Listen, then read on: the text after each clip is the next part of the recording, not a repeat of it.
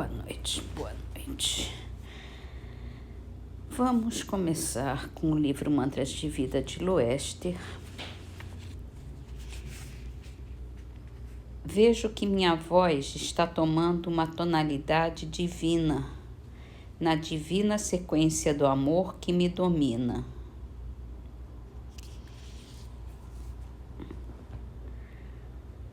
No Livro dos Espíritos, a pergunta é número 780. É sobre a marcha do progresso. O progresso moral acompanha sempre o progresso intelectual? Decorre deste, mas nem sempre o segue imediatamente. E aí tem mais duas perguntas decorrentes da primeira. Como pode o progresso intelectual engendrar progresso moral, fazendo compreensíveis o bem e o mal? O homem, então, pode escolher. O desenvolvimento do livre-arbítrio acompanha o da inteligência e aumenta a responsabilidade dos atos.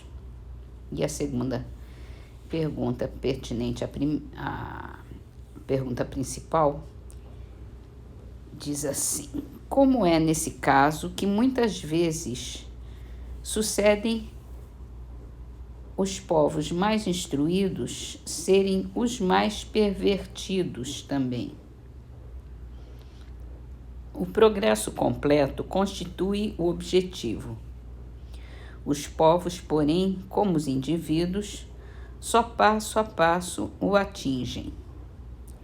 Enquanto não se lhes haja desenvolvido o senso moral, pode mesmo acontecer que se sirvam da inteligência para a prática do mal. Moral e inteligência são duas forças que só com o tempo chegam a se equilibrar. E isso a gente vê na prática mesmo, no nosso cotidiano planetário. Vamos ler em Obras Póstumas.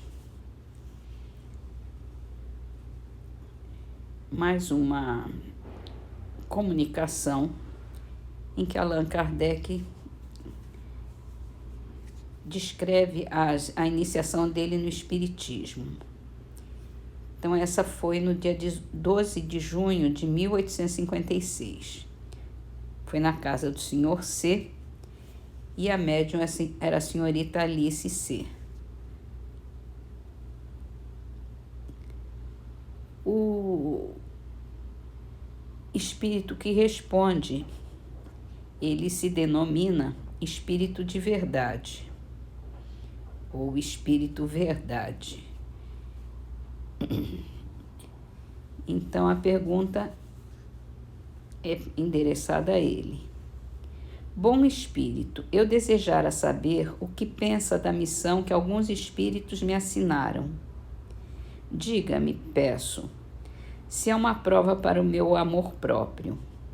Tenho, como sabe, o maior desejo de contribuir para a propagação da verdade, mas do papel de simples trabalhador ao de missionário em chefe, a distância é grande e não percebo que possa justificar em mim tal graça, de preferência a tantos outros que possuem talento e qualidades que eu não disponho.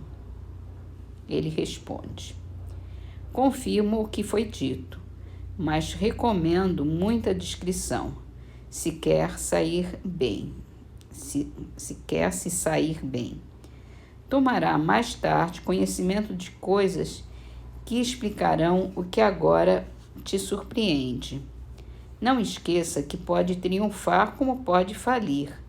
Nesse último caso, outro o substituiria, porque os desígnios de Deus não assentam na cabeça de um homem. Nunca, pois, fale da sua missão. Seria a maneira de se fazer malograr. Ela somente pode se justificar pela obra realizada, e ainda não fez nada. Se a cumprir, os homens saberão reconhecer cedo ou tarde, visto que pelos frutos é que se verifica a qualidade da árvore. E aí ele pergunta: nenhum desejo eu tenho, certamente, de me vangloriar de uma missão na qual dificilmente creio. Se estou destinado a servir de instrumento aos desígnios da providência, que ela disponha de mim. Nesse caso, reclamo a sua assistência dos bons espíritos, no sentido de me ajudarem a ampararem na minha tarefa. O espírito responde: a nossa assistência não lhe faltará, mas será inútil se do seu lado não fizer o que for necessário. Tem o teu livre-arbítrio, do qual pode usar como entender. Nenhum homem é constrangido a fazer coisa alguma. Ele volta a perguntar: que causa poderia determinar o meu malogro? Seria a insuficiência das minhas capacidades? Não, mas a missão dos reformadores é prenha de escolhos e perigos. Previno de que é rude a sua, porque se trata de abalar e transformar um mundo inteiro. Não suponha que baste publicar um livro, 2 livros, 10 livros, para em seguida ficar tranquilamente em sua casa. Tem que expor a sua pessoa. Suscitará contra si ódios terríveis. Inimigos encarniçados se conjurarão para sua perda. Ver-te-á abraços com a malevolência, com a calúnia, com a traição, mesmo daqueles que te parecerão os mais dedicados. Suas melhores instruções serão desprezadas e falseadas. Por mais de uma vez, sucumbirá sob o peso da fadiga.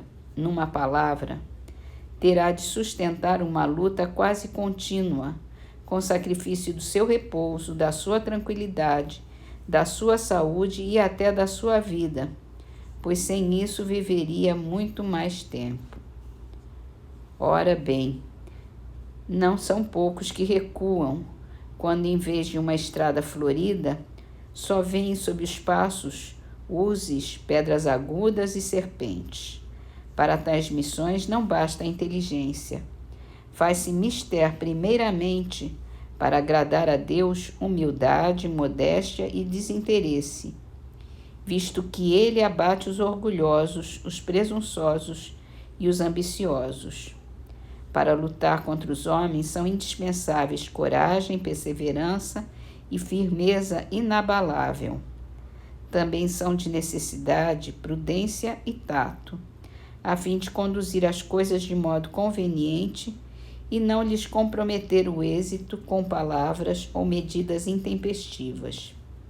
Exigem-se, por fim, devotamento, abnegação e disposição a todos os sacrifícios. Vê assim que a sua missão está subordinada a condições que dependem de você.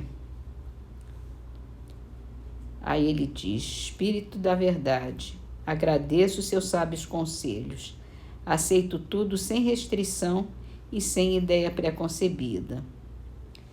Senhor, pois que se dignaste a lançar os olhos sobre mim para cumprimento dos seus desígnios, faça-se a sua vontade.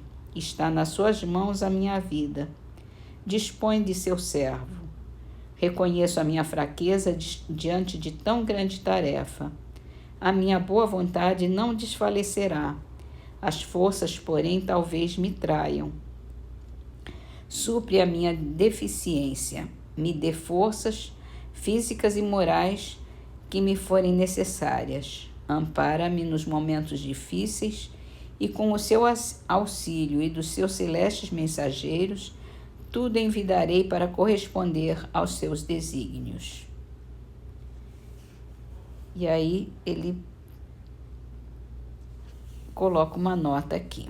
Escrevo essa nota a 1º de janeiro de 1867, 10 anos e meio depois que me foi dada a comunicação acima, e atesto que ela se realizou em todos os pontos, pois experimentei todas as vicissitudes que me foram preditas.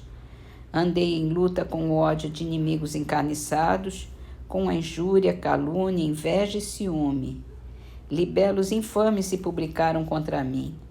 Minhas melhores instruções foram falseadas. Traíram-me aqueles em quem eu mais confiança depositava. Pagaram-me com a ingratidão aqueles a quem prestei serviços.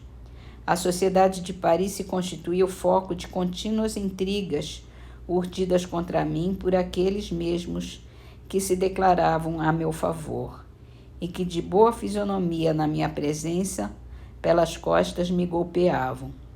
Disseram que os que se me conservavam fiéis estavam à minha soldada e que eu lhes pagava com o dinheiro que ganhava do espiritismo. Nunca me foi dado saber o que é repouso. Mais de uma vez sucumbi ao excesso de trabalho. Tive abalada a saúde e comprometida a existência. Graças, porém, à proteção e assistência dos bons espíritos, que incessantemente me deram manifestas provas de solicitude, tenho a ventura de reconhecer que nunca senti o menor desfalecimento ou desânimo, que prossegui sempre com o mesmo ardor no desempenho da minha tarefa, sem me preocupar com a maldade de que era objeto. Segundo a comunicação do Espírito da Verdade, eu tinha de contar com tudo isso e tudo se verificou. Mas também, a par dessas vicissitudes que de satisfações experimentei, vendo a obra crescer de maneira tão prodigiosa, com que compensações deliciosas foram pagas as minhas tribulações. Que bênçãos e provas de real simpatia recebi da parte de muitos aflitos a quem a doutrina consolou. Este resultado não me anunciou o Espírito de Verdade, que sem dúvida intencionalmente apenas me mostrara as dificuldades do caminho. Qual não seria, pois, a minha ingratidão se me queixasse? Se dissesse que há uma compensação entre o bem e o mal, não estaria com a verdade, porque o bem, refiro-me a satisfações morais, sobrelevaram de muito o mal. Quando me sobrevinha uma decepção, uma contrariedade qualquer, eu me elevava pelo pensamento acima da humanidade e me colocava antecipadamente na região dos espíritos, e desse ponto culminante, donde divisava o da minha chegada, as misérias da vida deslizavam por sobre mim sem me atingirem. Tão habitual se me tornara esse modo de proceder, que os gritos dos maus jamais me perturbaram. E assim termina essa mensagem. Eu vou ler uma trovinha só para terminar a nossa leitura. Há muita palavra triste que fica bem aos museus. Orfandade não existe no dicionário de Deus. Essa trova de Maria Celeste está no livro Trovadores do Além, que é uma psicografia de Chico Xavier. E é verdade, né? Todos temos um pai. Ele não deixa ninguém órfão.